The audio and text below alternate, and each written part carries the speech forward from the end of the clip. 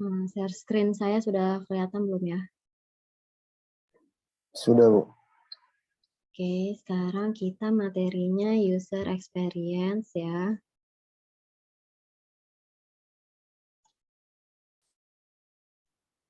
Nah, sebenarnya apa sih user experience itu? Jadi user experience itu adalah cara mengungkapkan atau meluapkan perasaan pengguna ketika telah berhadapan dengan sebuah sistem atau aplikasi. Nah, hal ini juga meliputi bagaimana sih persepsi pengguna mengenai kepraktisan dari menggunakan perangkat lunak itu, seperti user friendly-nya atau usability-nya gitu kan, mudah apa enggak gitu. Nah, intinya itu kalau user experience itu subjektif ya dari para pengguna. Jadi bukan objektif tapi subjektif, gimana pengalaman pengguna saat menggunakan sistem kita gitu, perangkat lunak yang kita buat. Nah, dari sini user experience ini tuh sifatnya dinamis, jadi sesuai perkembangan zaman. Jadi kalau kita udah bikin nih, misalkan versi 1, terus kita ngadain kuesioner gitu ya untuk tahu gimana user experience-nya. Ternyata zaman sekarang udah enaknya yang ini nih, kalau sekali diklik langsung keluar ke menu apa gitu misalkan, jadi si user-nya tuh pengen yang kayak gitu. Nah itu kita bisa perubahan kan, kita update gitu kan, yang tadi masih versi 1.0, sekarang 1.1, sesuai dari user experience-nya itu. Jadi kita nyebarin kuesionernya gitu kan, kita pengen tahu nih gimana pendapat pengguna gitu. Nah, terus jadi kan makanya gitu dia dinamis, jadi sesuai lagi yang berkembang saat itu tuh apa sih gitu.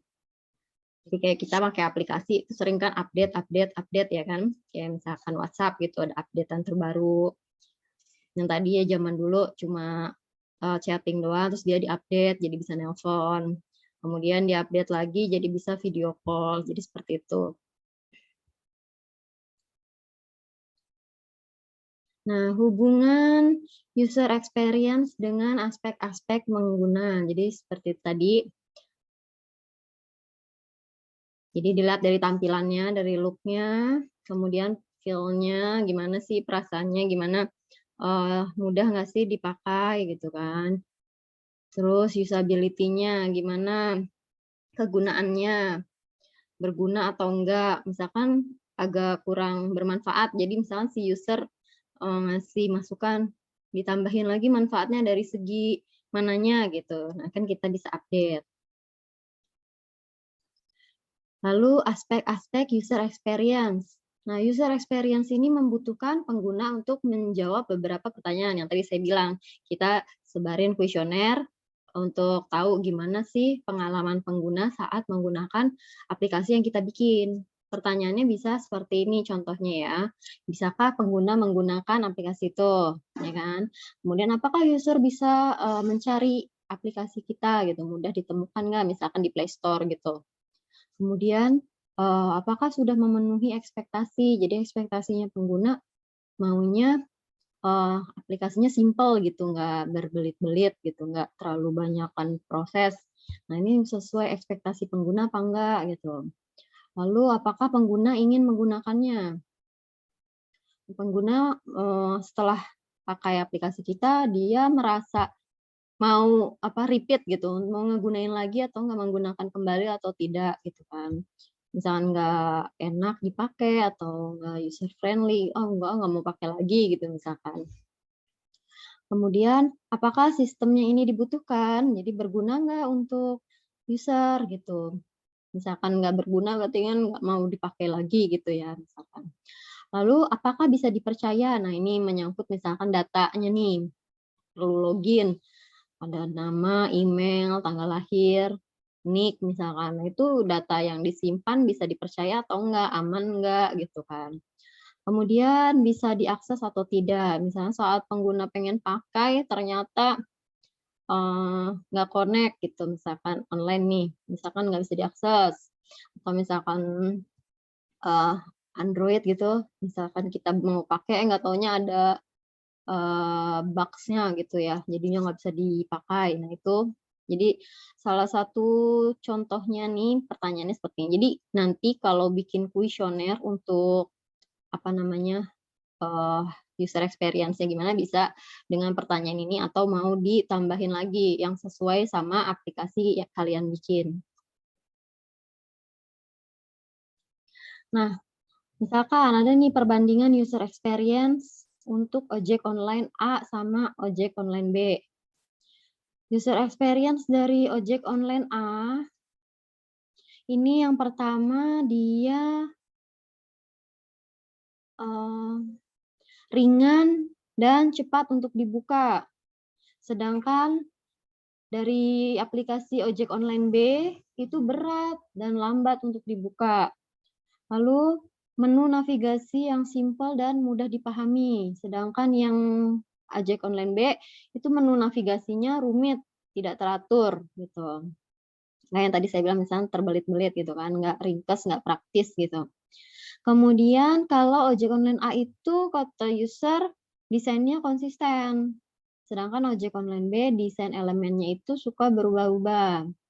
Kemudian di layar hanya berisi informasi yang penting saja. Sedangkan kalau yang ojek online B, itu layarnya penuh sama informasi dan gambar yang tidak perlu. Nah, jadi seperti ini perbandingan user experience-nya. Nah, kalau udah kayak gitu berarti mana yang lebih dipilih sama pengguna?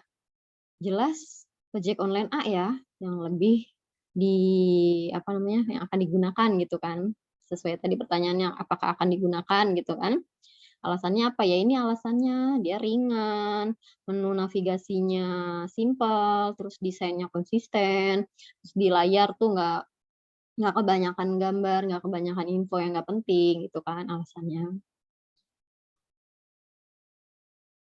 Kemudian bidang-bidang yang terkait sama pengembangan user experience. Nah, di sini kalau kita mau menciptakan desain yang berpusat sama user ya, seharusnya kita ini menyertakan strategi di bidang, project management, user research. User research jadi ya sama kayak tadi sih, kita kayak penelitian gitu kan, meneliti, ngeriset, user itu maunya seperti apa gitu. Kemudian usability evaluation, dievaluasi usability-nya gimana. Kemudian information arsitektur, lalu UI desainnya, kemudian interaction design, visual design, konten strategi, sama web analytic. Jadi kita kalau mau membuat user experience ini, nah ini terkait sama bidang-bidang yang ini. Nah, kenapa sih penting gitu user experience? Nah, karena user experience itu bisa memudahkan pengguna, ya. Kayak di zaman sekarang ini, kita bikin mudah pengguna saat menggunakan produk kita, itu tuh, eee, sebuah produk itu emang harus punya gitu, seperti itu. Harus punya user experience-nya gitu ya, kemudahan bagi pengguna. Karena, nah itu tadi user experience. Berkaitan juga dia sama usability mengenai produknya, ya. Jadi kayak tadi, kalau, apa namanya, nggak mudah digunain pasti nggak akan dipilih kan, kayak tadi yang user experience ojek online A sama B, ya. Jadi makanya itu alasan pentingnya menggunakan user experience. Jadi biar kita tahu apa namanya, tanggapan gitu dari user.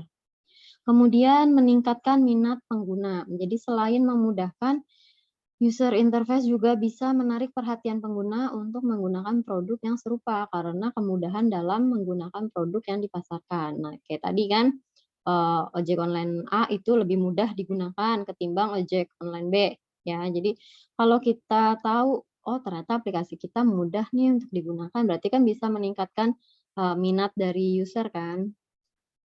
Nah, makanya itu. Jadi tujuan penciptaan produk oleh developer-nya ini harus supaya banyak pengguna yang menggunakan aplikasi kita. Kemudian user experience ini juga menjadi faktor kesuksesan.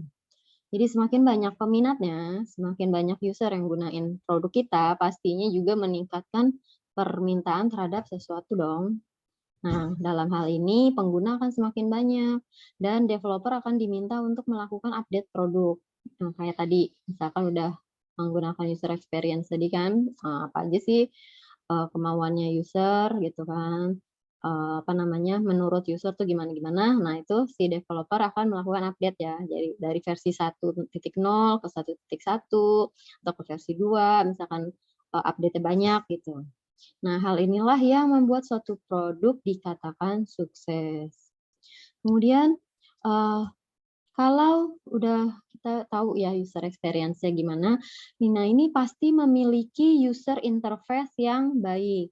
Nah, jadi kalau produk ini memiliki UI-nya yang baik, seperti tampilan yang sederhana kayak tadi, ojek online A, tampilannya sederhana, terus nggak rumit, terus tampilannya menampilkan emang yang penting ya, yang apa, yang nggak penting tuh nggak ditampilin gitu kan. Nah, jadi, tampilan tadi itu akan, menarik ya kan, menarik user. Nah, kita tahunya gimana ya dari tadi user experience ini, dari pengguna, sehingga menghasilkan produk yang bagus seperti perangkat lunak yang ada di pasaran saat ini. Jadi sebelum misalnya di Play Store itu ya, sebelum dia upload ke Play Store pasti dia, eee, riset dulu tuh gimana, udah oke belum sih menurut pengguna gitu. Setelah udah oke pasti, akan dia upload kan ke Play Store gitu, entar jadinya banyak, yang unduh. Kemudian dari user experience ini juga, menjadi pesaing produk lain. Contohnya nih WhatsApp, Facebook, Instagram, dan lainnya yang bisa memenangkan produk di pasaran dikarenakan hal apa? Karena pengembang sistemnya ini menggunakan user experience yang baik. Meskipun hasil dari output-nya itu sederhana dan memiliki fitur yang kurang lebih sama dengan pesaing lainnya. Nah, hal ini itu disebabkan si user experience ini yang baik secara keseluruhan dari, developer sampai menghasilkan produk yang menarik serta user interface yang baik,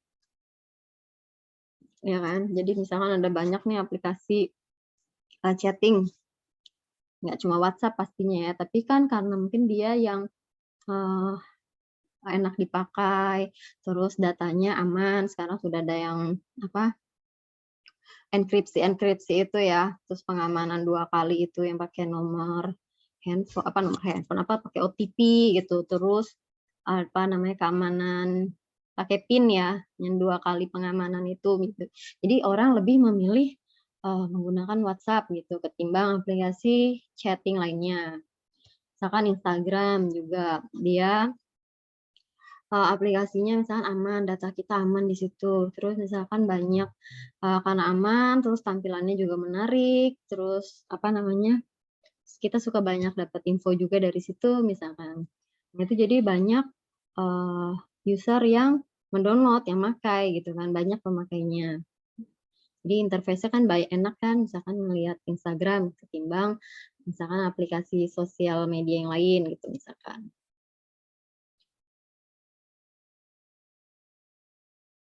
Lalu aspek-aspek pemahaman UX. Yang pertama itu dia berubah-ubah. Nah, perlu dijelaskan ke pengguna kalau pengembangan user experience itu selalu berubah-ubah dan tidak pasti. Misalkan Google, WhatsApp, Twitter saja tuh ya, pasti memiliki fitur yang berubah-ubah mengikuti zaman dan permintaan dari penggunanya. Kayak tadi saya bilang kan, misalkan kayak WhatsApp, zaman dulu cuma chatting doang. Terus ternyata perkembangan zaman nih, enak aplikasi kayak gitu bisa buat nelpon gitu, misalnya ada yang ngasih masukan kayak gitu kan user experience-nya. Nah, sama developer-nya dibikinlah bisa nelpon.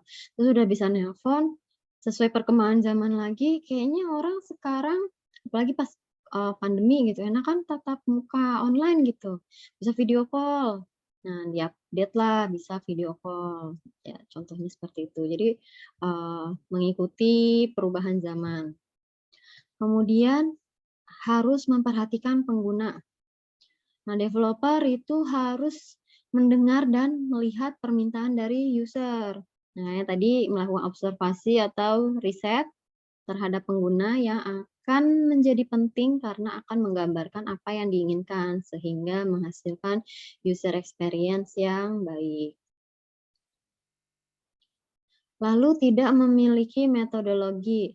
Nah, user experience ini tidak memiliki langkah-langkah yang harus diikuti sesuai standar itu sendiri, karena user experience ini lebih ke cara untuk pendekatan tertentu, ya, bukan dari tahapan standar. Jadinya nggak ada, ibaratnya kayak kita bikin aplikasi pakai waterfall gitu misalkan.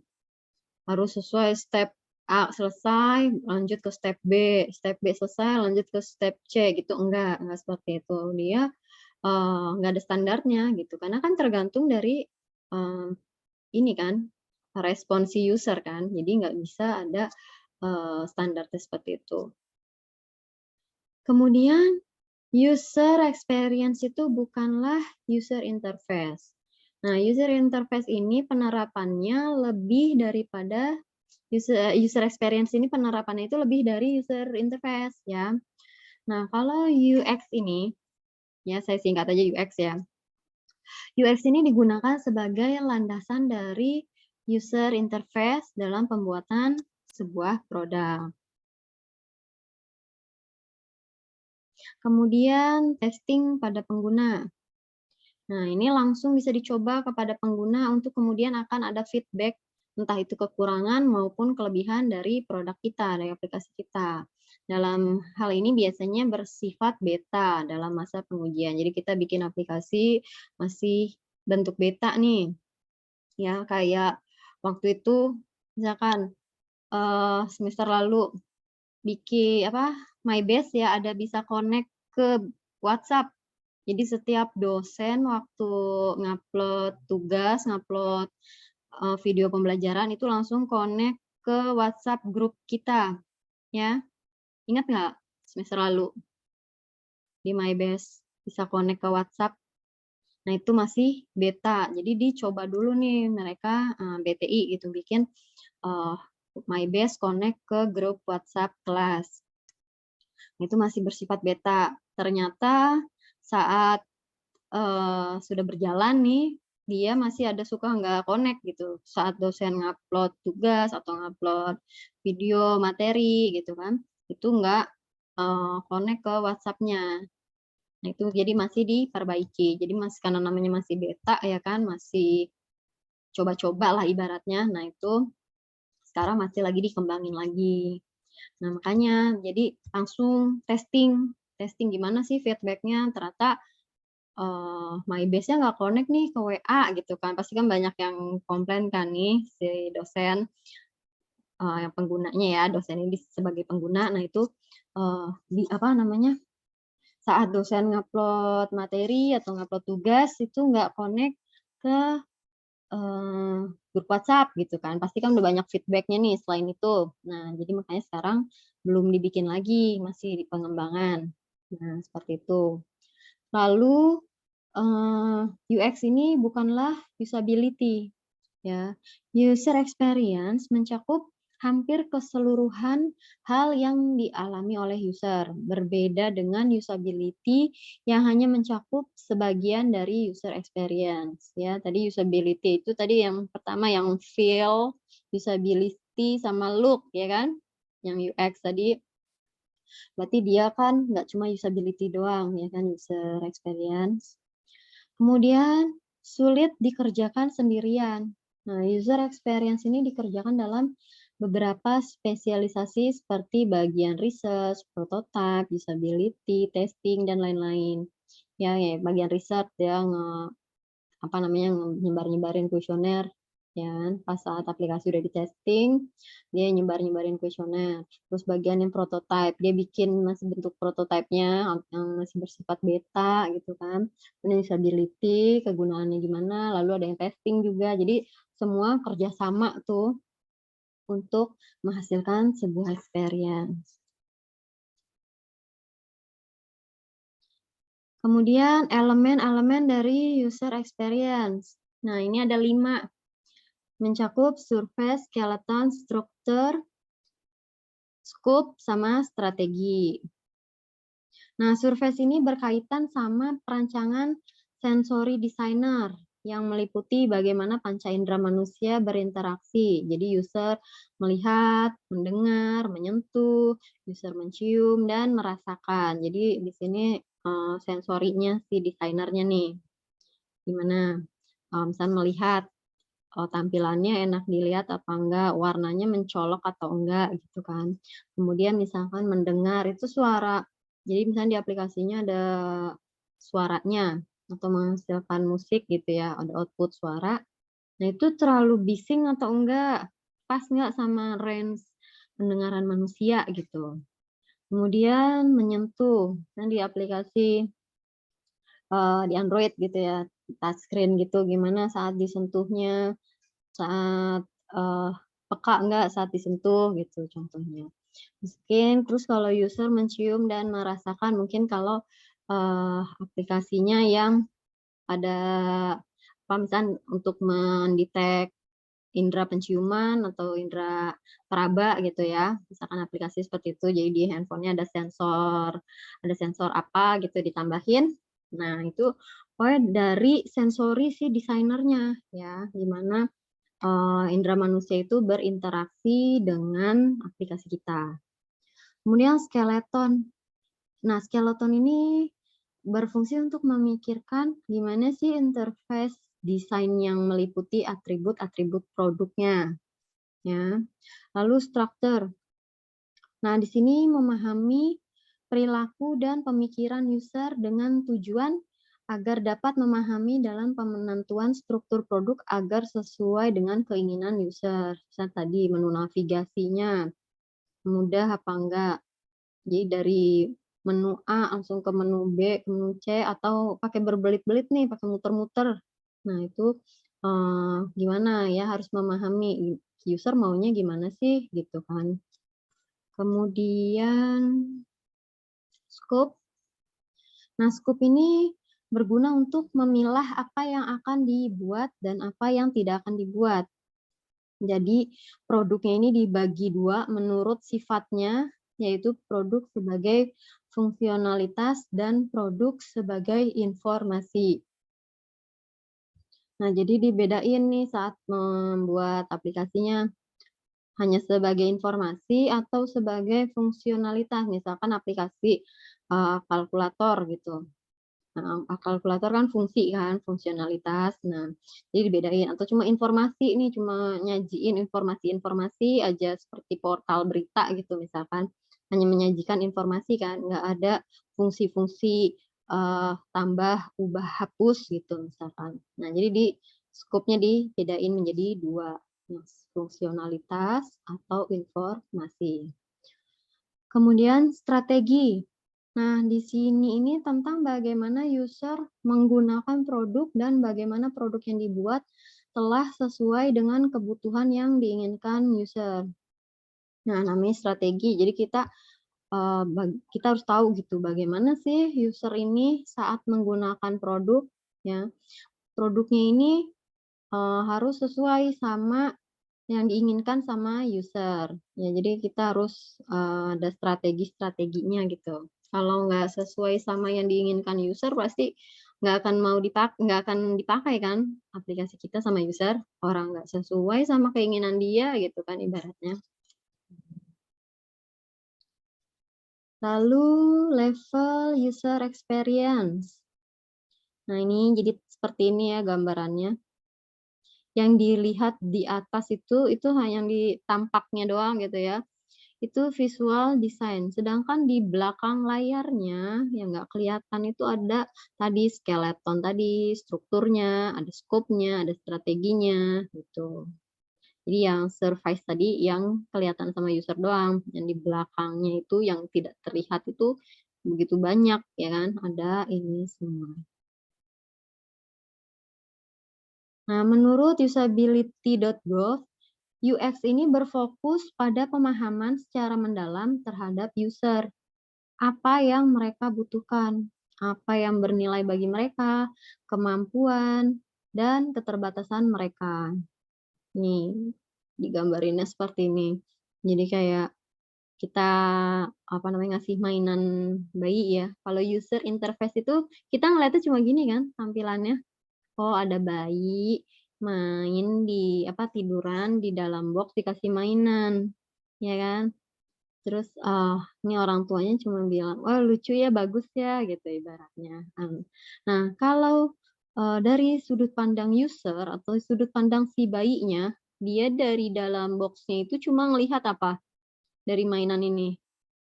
Cuma bawahnya Pantat. doang kan, bagian bawahnya doang kan yang terlihat sama dia. Jadi udah beda sudut pandang kan jadinya.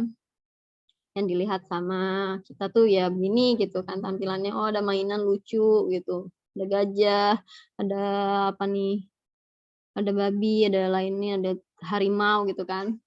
Tapi yang dilihat sama user atau sama si bayi cuma bagian bawahnya doang. Jadi seperti itu. Lalu ini perbandingan user experience sama user interface. Kalau user experience itu tentang mendesain pengalaman produk yang lengkap.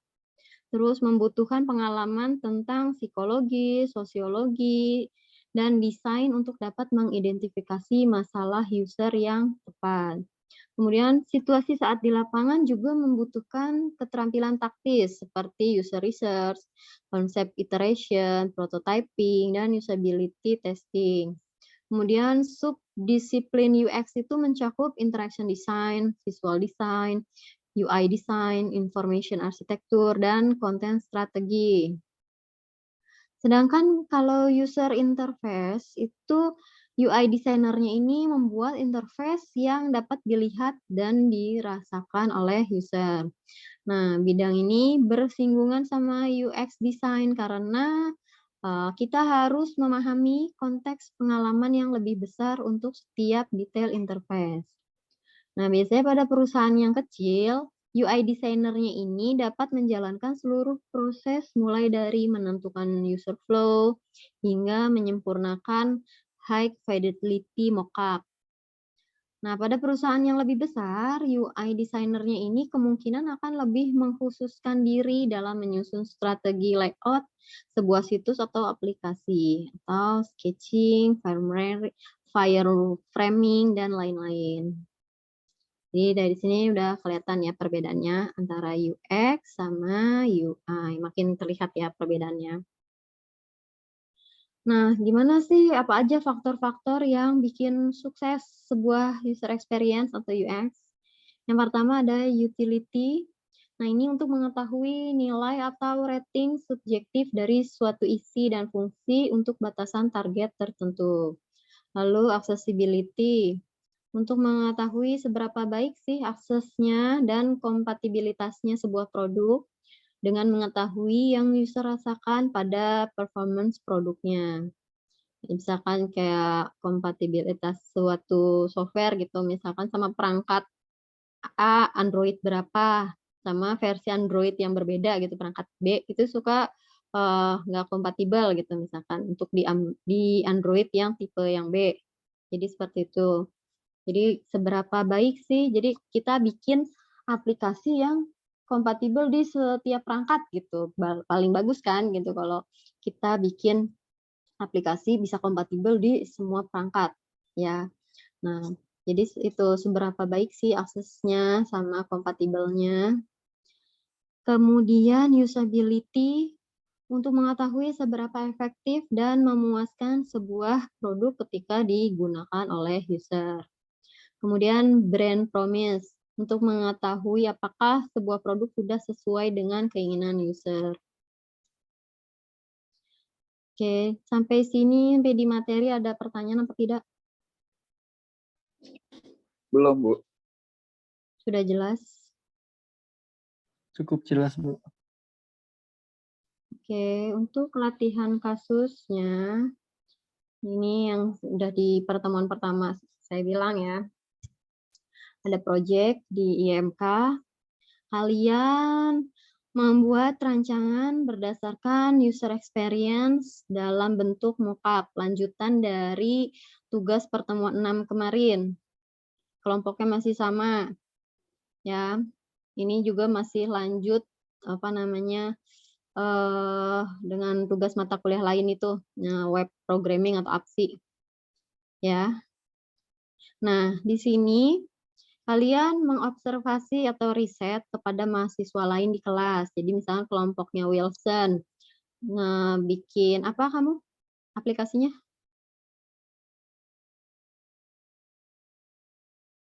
Wilson bikin apa kelompoknya?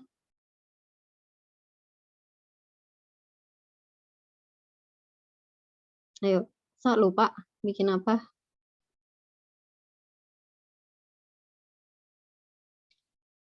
Bikin aplikasi chatting, Bu. Oke, nah dari aplikasi itu kalian observasi ke teman lainnya di luar kelompok kamu, ya. Gimana sih keinginannya mereka terkait aplikasi chatting kamu? Gimana user interface-nya yang sudah dibuat di pertemuan 6 kemarin, ya. Nah, surveinya itu kuesionernya bisa pakai yang tadi pertanyaan-pertanyaannya atau ditambahin lagi sesuai sama aplikasi kalian. Ya, kemudian cantumkan hasil surveinya, hasil kuesionernya itu kalian cantumkan. Misalkan menurut kelompok lain, oh tampilannya ini nih, apa, warnanya mencolok gitu, misalkan mencolok mata, bagusan mendingan warna netral aja kayak putih atau biru muda gitu misalkan. Jadi, nah dari keinginannya user itu ya berarti kalian revisi, kalian rubah lagi gitu. Misalnya banyak nih yang pada request, nah tadinya kamu warnanya merah gitu misalkan.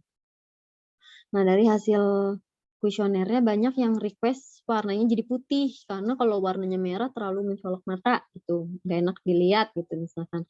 Nah, berarti kalian, revisi tuh aplikasinya, dirubah jadi putih, jadi seperti itu contohnya. Nah, hal ini dipresentasikan di pertemuan 14 dan 15. Kemudian, dari mata kuliah lain udah ada dosen yang sosialisasi tentang capstone project itu?